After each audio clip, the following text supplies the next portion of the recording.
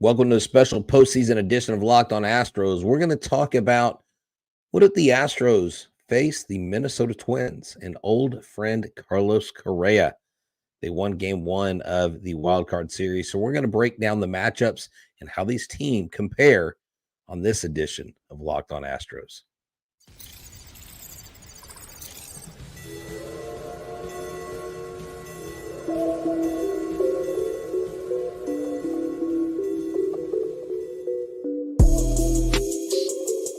Welcome to Locked On Astros, your daily Astros podcast. Here are your hosts, Eric the Man Huysman and Greg H-Town Wheelhouse Chancey.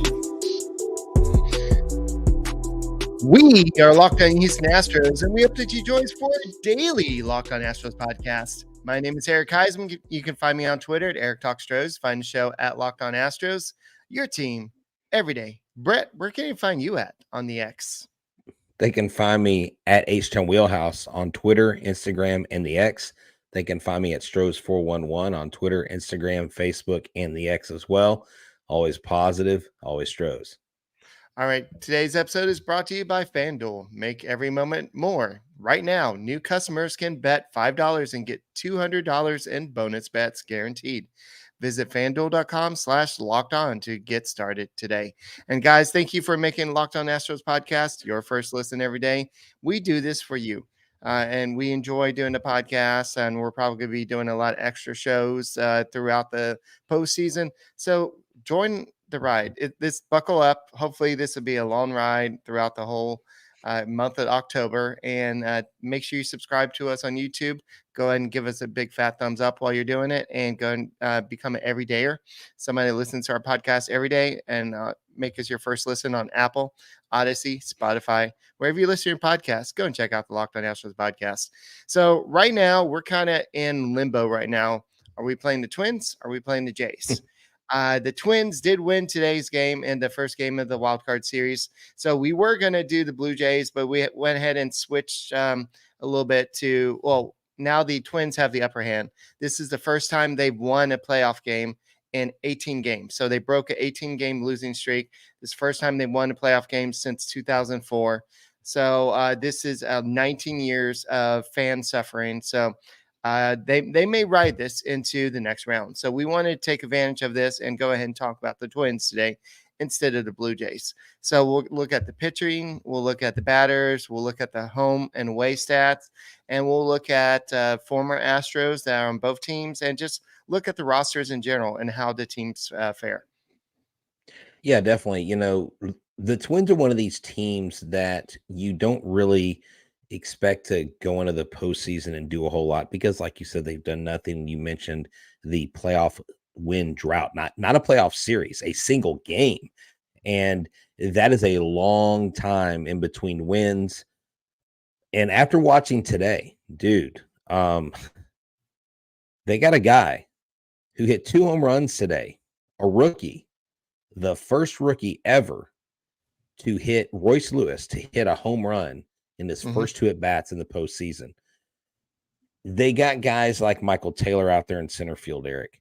They've got players that can play, and they're pitching Pablo Lopez, who they traded Luis Ariz for.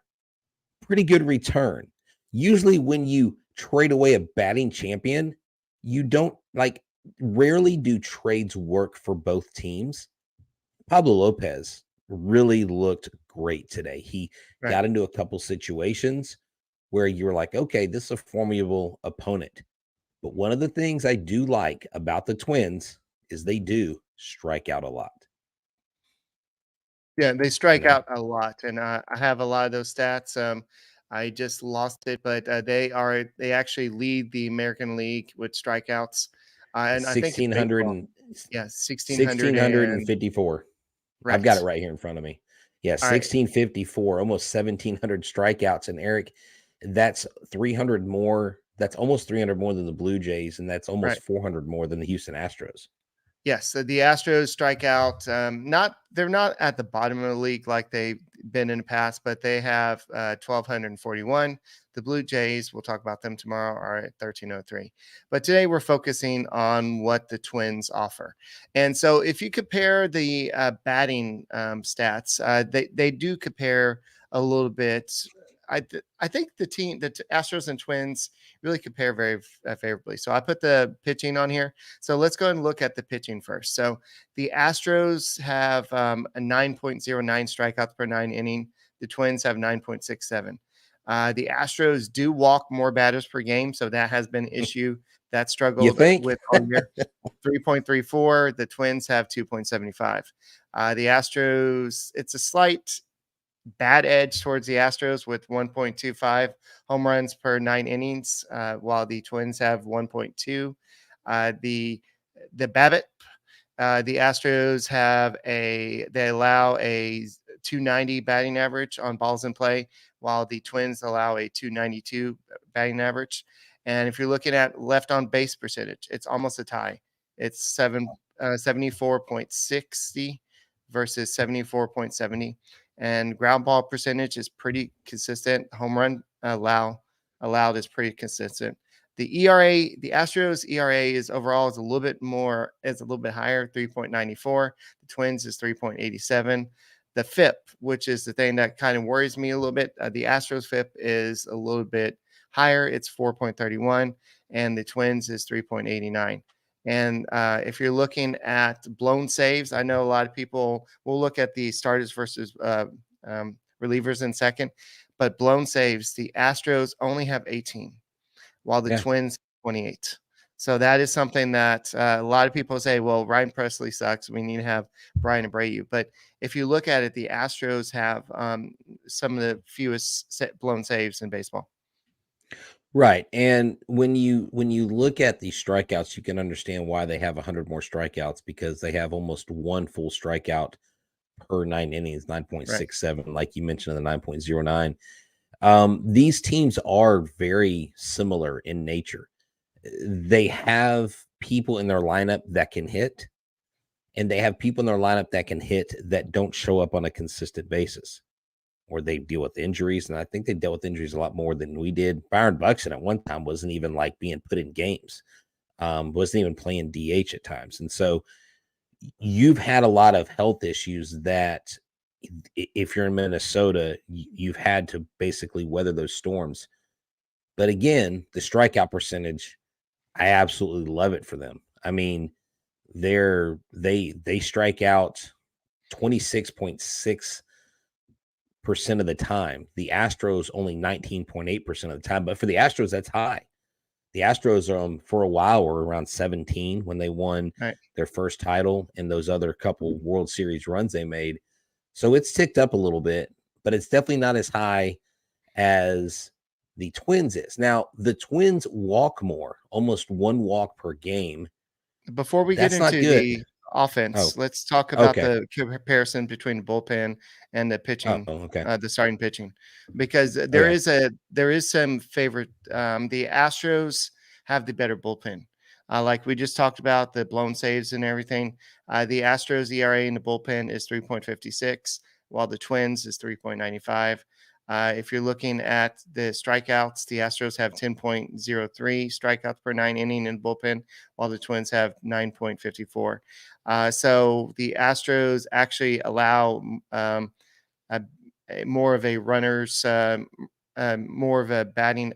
I never know how to say it, where the opposing batting average, with the pitching batting average. So, but they're allowing 230 batting average, and while the Twins are allowing 231. So the Twins are allowing a little bit higher batting average. But overall, the ERA so you're talking about the batting average against. Yes. It's usually called BAA. Yeah, batting average against. Yeah.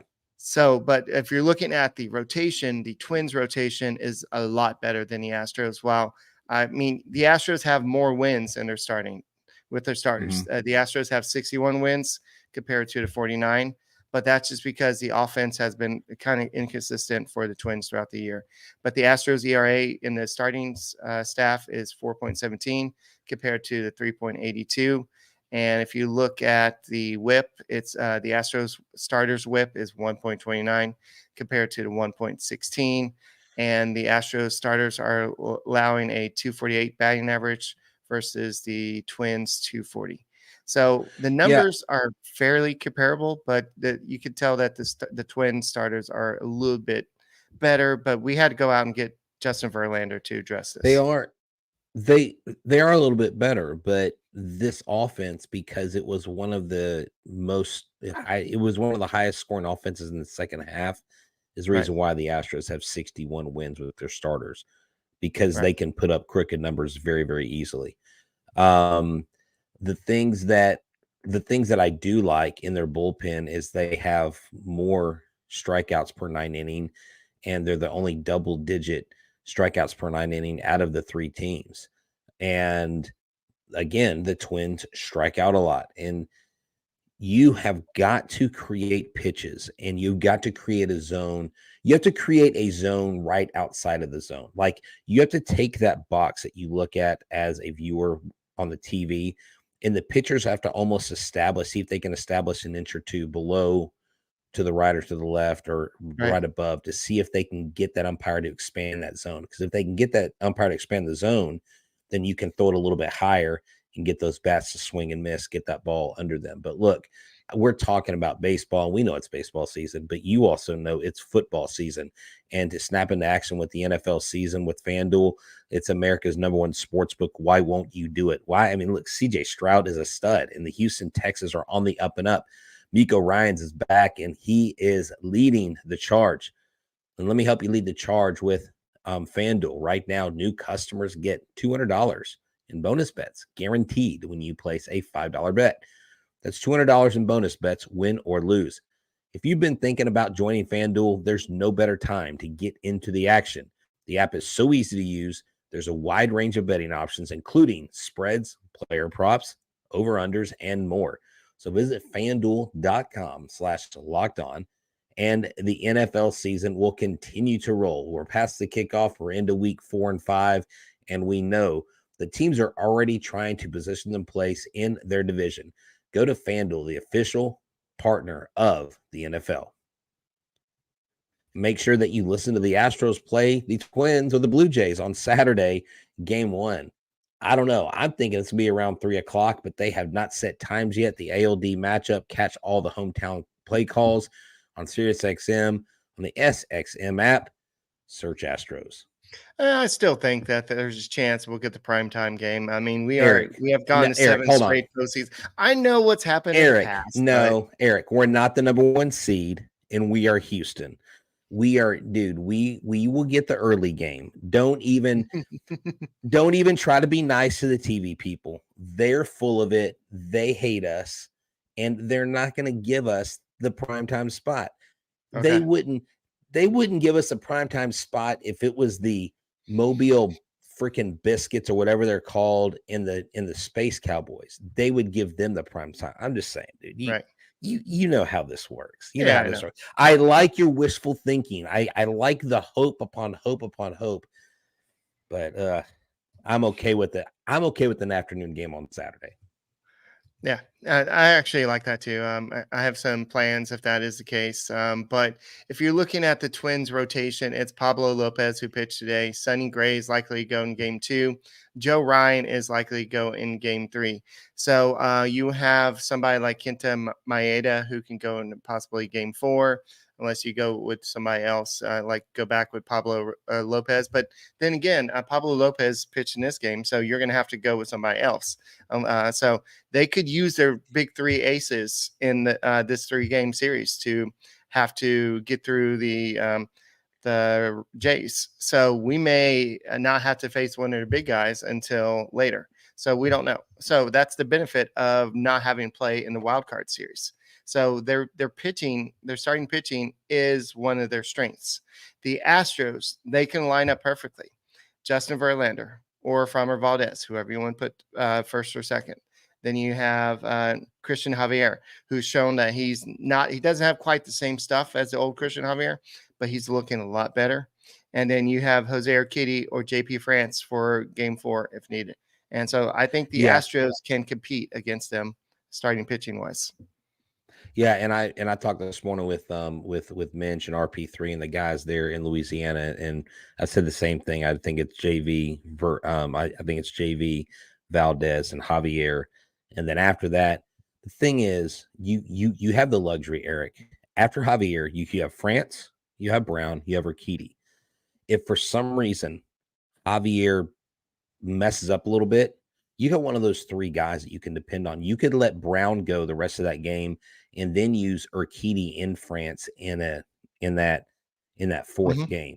You could piggyback them. So the Astros do actually have a luxury there. They have a wealth of resources that I think Hunter Brown being in the bullpen is actually an advantage for the Astros. He's been good in that role. And Dusty Baker said he put him in there because he's going to be going in like he's in the pen, just like he did last postseason. And that's why Dusty did what he did. And so I really like the way this sets up for the Astros. I'm honestly hoping that the Blue Jays can win the second game and that I don't care who wins the third game. I just wanted to go 3 games. Right. Now, I have said that I would rather face the Blue Jays than the Twins because I think if the Twins win this series, Eric, because that's what we're talking about today, you catch a team that's hot, that's done something that they haven't done since 2004, and they will be playing like a team with their hair on fire. And they really have nothing to lose. And a team that has nothing to lose has everything to gain. And so that would be definitely a true test. The Twins, don't sleep on them. They're a good ball club. That's why they are where they are. I know it's a Central. I know it's a weak division, but this team, just like any baseball team, if they get hot right now, they're going to be a tough matchup. And so I really think that the Astros will game plan. I think they'll watch what they're doing. They'll watch Royce Lewis. They'll watch their hitters. And you have to not hit the ball where they are because they can catch the ball. They got a very good defensive team. Yes. So Justin Verlander versus Twins in his career is 22-10 with the 2.76 ERA. So he has 268 strikeouts in his career versus them.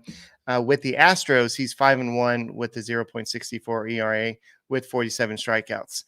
So that's a good matchup. I know you have some stats for Christian Javier and Framber Valdez. Yes. So when you're looking at Christian Javier versus the Twins, he really doesn't have that much. One start, I believe. In the he has one start and he has a 4.50 ERA, only 2 innings pitched, right? One earned run, 2 strikeouts. Okay, so let's look 3 at Framber walks. Valdez Framber Valdez versus the Twins. 2.37 ERA, and he is 3-1 versus the Twins. He has 15 walks. He's given up 2 home runs, 8 earned runs, 27 strikeouts, and it looks like he's only averaging 1.8 Ks. 1.8 walks per 9, and then so he's got a good record. He's got a decent record against them. Justin Verlander, I'm actually more excited about because he's seen these guys more than just about anybody has in the league. Yeah, I know. And he's from the AL Central. So, he spent a lot of time in Tigers. So he faced them. And so I think the experience will turn out well. But at the same time, these are not the same Twins that he probably faced all those years ago. But it's good that he had that 6 starts with the Astros and he had that good success with them. So overall, I think the Astros, while on paper, they may not have the better rotation, but I think with what we've seen, especially in the last 6 games from these guys, which let's be honest, these last 6 games of the regular season, that was a playoff series. That was them trying to get into the postseason. There is no room for error. So they had to win every game. Yes, they won that last game. And a lot of us are talking about, are we going to see Yainer Diaz catching? And I think what we saw at the end of the season is the answer. No, because the pitchers are going to want Martin Maldonado in that lineup. And so Dusty Baker is going to want that. And especially if Jose Urquidy is one of the starters. We saw him give a lot of credit to Maldonado for helping him, especially on short notice, to really succeed in that game. So now, I know his defensive metrics say he shouldn't be everyday catcher. His offensive stats say he shouldn't be everyday catcher, but he does stuff that you and I just don't see, and that he's able to be the quarterback. He's able to just work with the pitchers and get them on the right page. Does it always work? No. He's also choosing a new color for his hair for the playoffs. He's asking the fans, should I change the color? Should I get a special color for the playoffs? And that, like, the overwhelming percentage of the people voted. I voted for yes, like 92%. So who knows what color hair he will come out with. Look, the bottom line is this. We all know that statistically speaking, Yainer Diaz is the better option. Here's my question, Eric. We know he's probably not going to get starts, but let's say it's a close game and you have your relief pitchers in. Isn't this the time where you, as Dusty Baker, the manager, has to start giving Diaz at least 2 at-bats in the game? Look, and Maldonado goes up there and he's 0 for 2. And you notice, let's just say the bottom of the lineup's hitting, the top of the lineup struggling. But let's say Chaz has got a hit. Oh gosh, I guess he's not bottom of the lineup anymore because he moves up so much in the 5th spot of Abreu. But you have Pena who gets a hit, or even Dubon's in it, right? So you got your bottom 3 guys getting hits. Don't you put in the 6th inning Yainer Diaz and give him at least 2 at-bats to hopefully produce some runs? Because if Yainer Diaz gets on base and he's batting 9th, because that's where Maldonado is going to be every time, then you got Altuve right behind him. That is something I hope changes. I don't expect Yainer Diaz to start. And if anybody beats their head against a pavement and spends a ton of energy on complaining about Diaz versus Maldonado, like, they probably need to find something else to do, because it's just not going to happen. But one thing I can know that you would be satisfied is no matter who is catching for the Astros, it doesn't matter really that much as long as you're wearing your bird dogs. That's right.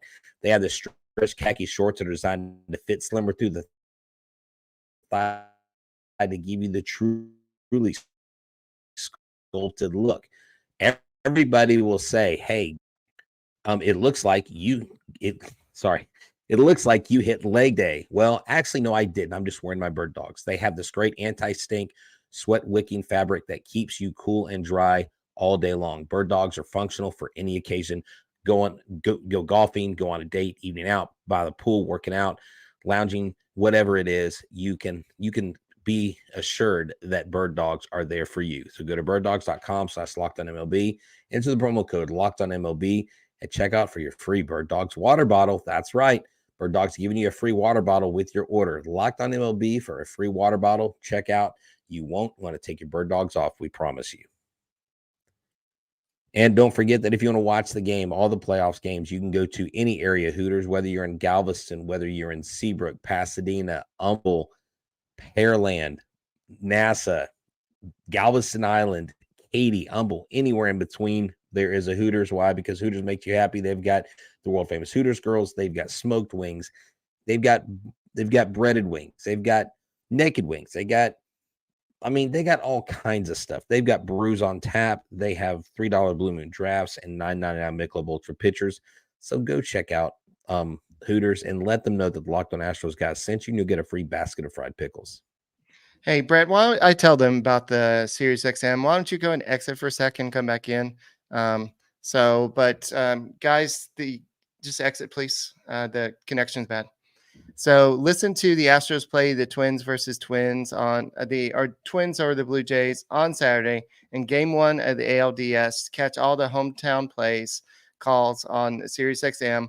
Just go ahead and download the SXM app and search Astros, and who knows what happens? It could be the Jays, or the Twins. We don't know, but you can hear all the play-by-play action. So I know we've been kind of focusing a lot on the pitching, because in the playoff series, pitching does matter, but the offense has to matter as well. And so I think what we're going to see a lot is the Astros offense has got to be a little bit more consistent than it was.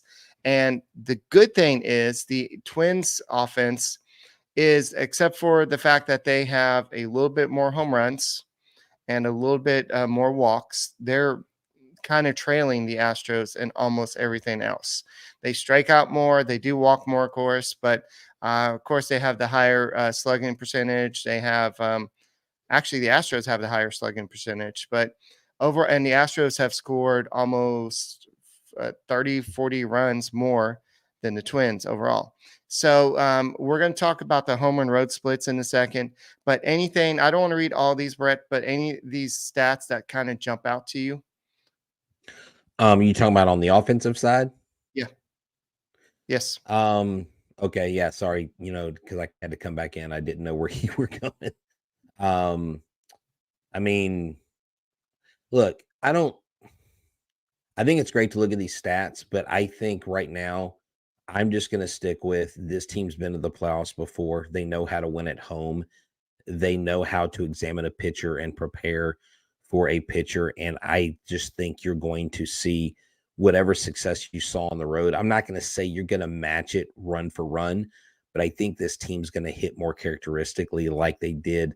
I think you're going to see their home averages tick up in the playoffs. I'm not looking for a massive jump. I'm just looking for a little bit more production, because today the game was a low scoring game. I mean, the Twins didn't really score that many runs.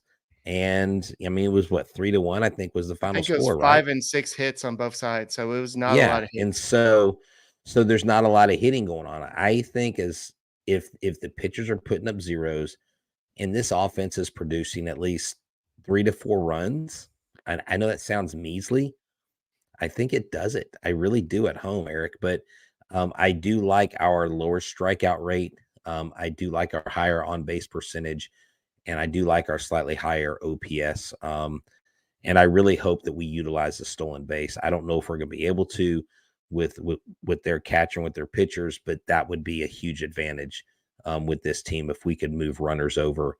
And just when guys get in scoring position, we got to score. Well, the good news is that the Twins are 11th with steals with 86. The Astros are actually 8th in the American League with 107. So Martin Maldonado recently has not been great at throwing out runners, and he's actually expressed some frustration with it. And the other day he said, I actually threw somebody out. So there's some frustration there. And during the playoffs, I know steals have become so commonplace now that it's not that big a deal. But in the playoff game, it could be a difference between winning or losing a game. But I think that the fact that the Twins don't run a lot is a good thing.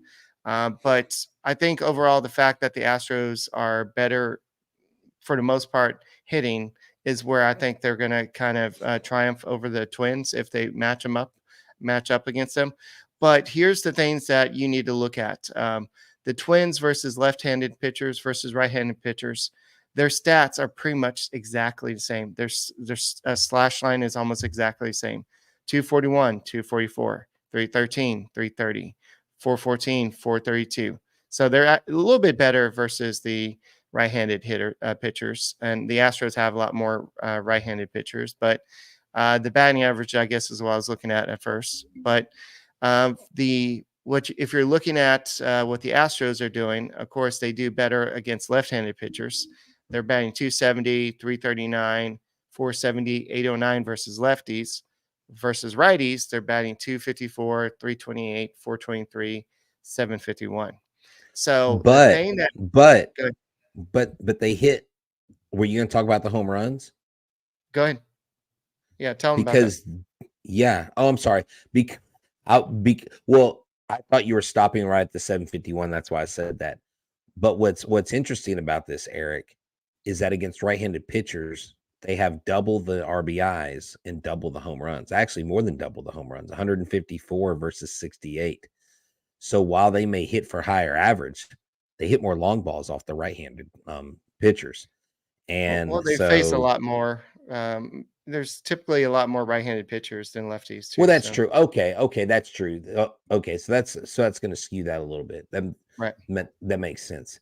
But I just think, and I think their success against left-handed pitchers has to do with their left-handed hitters, because their left-handed hitters can manage. I mean, Brantley, Tucker, and Jordan. Those are 3 of the top left-handed hitting batters off of left-handed hitting pitchers. And then you've got Chas McCormick, who's become a left-handed hitting pitcher extraordinaire, and then Altuve can hit anybody.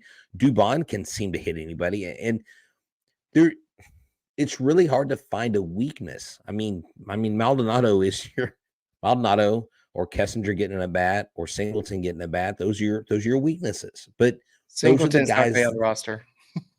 Well, okay, but I'm just saying. I know. But those are your only weaknesses throughout the year. Yeah, no, Singleton's not making the playoff roster, unfortunately for him. But the guys on the bench, Yiner, and here's the thing. The reason why I mentioned Yiner getting at bats late in the game, Yiner's way better hitter at home. So if you're going to get this guy at bats, ALDS game 1 and 2 from inning 6 on, if your starter is out, that's the time to get Yiner in the game, to be honest with you. And why can't Maldonado help him with the catching part of it from the bench, like people have said ad nauseum on Twitter? I mean, he hits way better at home, like 60 points better at home, I believe. So he really needs to get at bats. He really needs chances. Are you unarguing what you said earlier about the Martin Maldonado versus Yiner Diaz thing? Because you said I said the same. No, Eric, I'm reemphasizing my point I made. Okay. I said Maldonado's going to start, right?